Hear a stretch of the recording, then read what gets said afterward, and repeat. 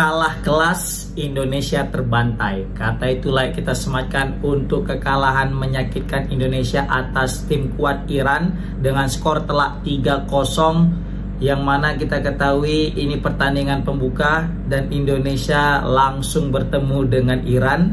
Dan bisa kita lihat guys sama-sama betapa Indonesia kalah kelas daripada Iran di pertandingan kali ini. Indonesia sebenarnya berusaha untuk bisa melawan, memberikan perlawanan kepada Iran, tapi apa ndak dikata, finishing masih menjadi masalah utama sehingga Iran dapat membombardir gawang timnas Indonesia. Dan Indonesia kali ini banyak sekali catatan yang harus diperbaiki. Paling utama adalah akurasi passing. Ini entah kenapa dari kemarin-kemarin juga ini aja yang jadi masalah.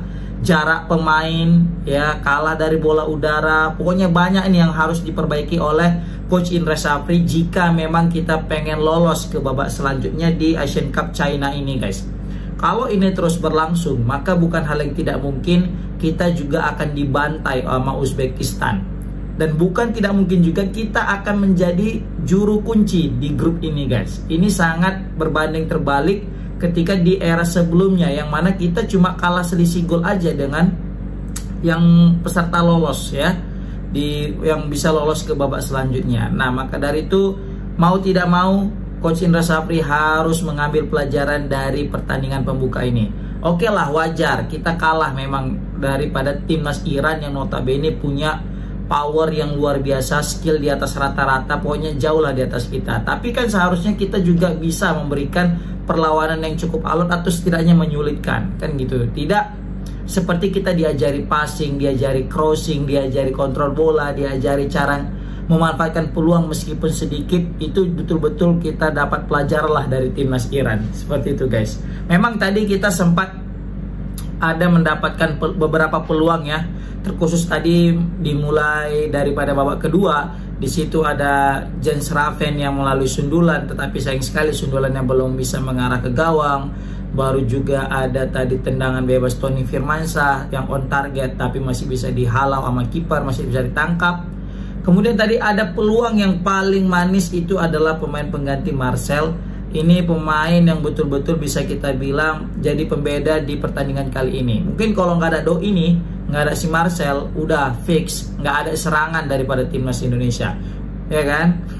Ini Marcel seharusnya bisa jadi starter di kemudian hari guys. Di pertandingan selanjutnya melawan Uzbekistan, kayaknya harus starter bersama dengan Tony Firmansyah yang betul asli. Tony Firmansyah mungkin salah satu pemain yang paling konsisten bermain, baik itu ketika uji coba ketika di Sidoarjo kemarin yang di 3 pertandingan terakhir dalam uji coba. Tony Firmansyah salah satu pemain yang paling konsisten dan hingga saat ini juga main konsisten meskipun timnas kalah guys.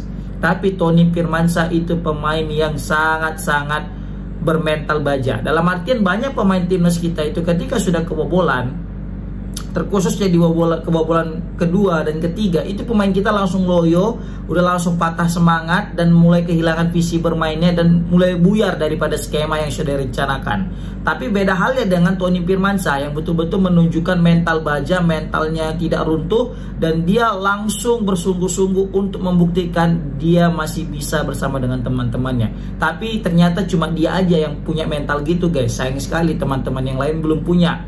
Maka dari itu bisa kita lihat bagaimana Tony Firmansyah ngotot banget mainnya, ya kan? Jadi kasihan juga kadang lihat Tony Firmansyah ini, ya kan, tidak disupport dengan pemain-pemain yang lain. Ya kenapa nggak bisa support? Ya karena jarak antar pemain itu sangat jauh guys. Ini Coach Indra Syafri harus memperbaiki positioning pemain ya, dalam artian jarak antar pemain satu dengan pemain yang lain itu mesti dekat. Apalagi kita mau bermain build up serangan dari bawah ke tengah ke depan. Yang terjadi adalah kita salah posisi. Jadi terlalu jauh antar pemain depan, tengah dan belakang. Sehingga apa yang terjadi? Kita yang niatnya mau build up serangan dari bawah, dari kiper ke back, setelah dari back mutar, nggak sampai ke tengah. Karena di tengah itu sangat ketat, dimana lini tengah Iran juga kuat, di press terus pemain kita. Jadi karena tidak adanya para pemain yang support di lini tengah, maka mau nggak mau jadi lambung. Terakhir dari belakang ke depan hanya ngelambungkan bola aja. Sedangkan pemain kita kalah dalam duel udara. Jadi ketika kita udah mau build up serangan, gagal di lini tengah, terus kita coba lambung, gagal juga. Terakhir apa yang terjadi? Ya udah, kita kena serangan balik dan gol lagi gitu, ya kan? Nah, selain daripada Tony Firmansyah ya, baru juga siapa tadi namanya, Marcel. Satu pemain yang aku juga notice ya, yang apa ya, dalam artian pemain yang konsisten meskipun kita kalah, itu ada namanya Buffon guys. Asli Buffon ya, Tony Firmansyah, baru juga Marcel. Ini 3 pemain terbaik yang dimiliki timnas Indonesia di pertandingan kali ini guys. Buffon asli tenang banget di lini belakang, khususnya di lini sayap kanan ya, yang mana di situ banyak pemain Iran mencoba masuk tapi tidak pernah lewat guys. Beda halnya ketika di sayap kiri. Di sayap kiri itu mudah banget dieksploitasi. Bahkan gol-gol kita itu banyak terjadi dari sayap kiri kita itu, yang mana peluang gol kedua itu ya karena dari crossing sayap kiri. Nah, tapi dari sayap kanan itu insya Allah Buffon selalu menghalau. Dan nampak sekali Buffon itu getol mainnya, nggak takut untuk buat pelanggaran. Dalam artian dia tahu kadar pelanggarannya ya. Jadi sehingga banyak pemain-pemain Iran itu mikir-mikir untuk menyerang atau build up serangan melalui dari sayap kiri, karena di situ udah ada Buffon guys. Seperti itu. Nah, jadi di sini banyak sekali yang mesti dievaluasi sama Coach Indra Syafri ya. Pertama itu akurasi passing yang memang betul masih sangat kurang. Baru juga dengan kontrol bola ya, karena pemain kita sudah mulai ketika sudah dapat bola itu kontrol itu juga agak sulit, dan ketika sudah dapat bola bingung mau ngoper kemana, karena memang jarak antar pemain itu sangat jauh, pemain dan lini ya itu sangat jauh, sehingga sulit untuk mengembangkan permainan guys. Baru bisa kita lihat tadi bagaimana Iran itu asli nyerang berdasarkan umpan-umpan crossing, umpan udara. Pokoknya kalau Iran nyerang itu pasti mainnya mengandalkan udara, karena kalau dari datar bola rendah mereka itu sulit di situ. Nah, ini jadi catatan juga kepada Coach Indra Syafri ya, untuk meningkatkan kualitas permainan kita di level udara, terkhususnya back nih. Karena back kita ketika udah kena crossing itu langsung mati kutu, langsung bingung, langsung 404 not found gitulah, error gitu. Terbukti gol pertama, kedua, ketiga semua berdasarkan kepala, kecuali gol kedua, dan itu umpan crossing ya kan, yang mana lagi-lagi umpan udara. Nah, pemain kita itu lemah dalam proses umpan udara ini guys. Nah, maka itu bisa kita selain, aku nggak tahu ini ya penyebabnya apa. Apakah karena pemain kita yang nggak mau lompat, kurang jaga ketat, atau memang tinggi pemain kita ini kurang nih postur. Nah, kalaupun memang karena postur pemain kita yang kurang, maka satu solusinya apa itu? Lebih banyak lagi merekrut pemain diaspora. Itu udah nggak ada cerita guys, serius.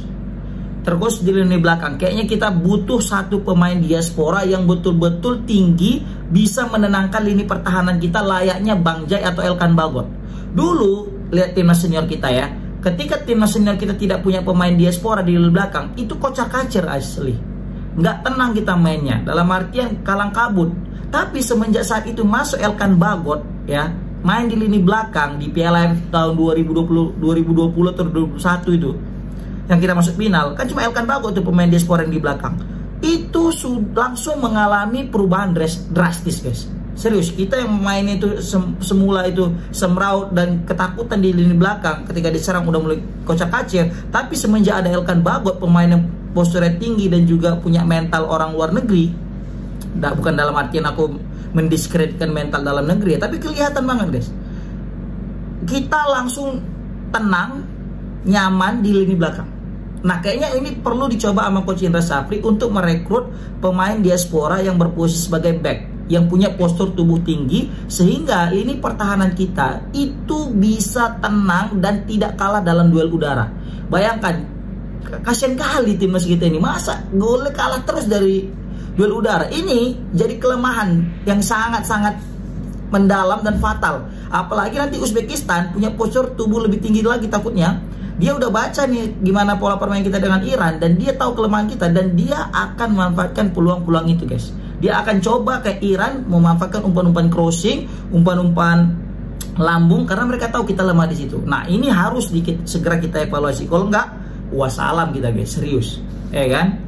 Selanjutnya juga kita lemah finishing. Kenapa aku bisa bilang lemah finishing? Kita udah tahu ini lawan Iran, peluang jarang ada, peluang jarang dapat. Jadi kalau sekali dapat peluang, usahakan itu langsung gol gitu. Ini bukan lawan Timor Leste, lawan Laos, lawan negara-negara lemah lainnya, yang mana ketika kita sudah kelewatan satu peluang, masih ada peluang lain yang muncul, ya kan?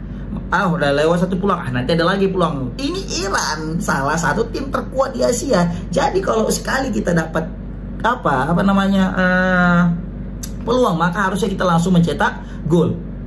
Itu kan udah jadi yang harus kita lakukan. Tapi ya sayang sekali, lagi-lagi mungkin karena ini masih pertandingan pertama, kita masih grogi dan masih ya agak nervous lah gitu. Dan itu aja, ya kan?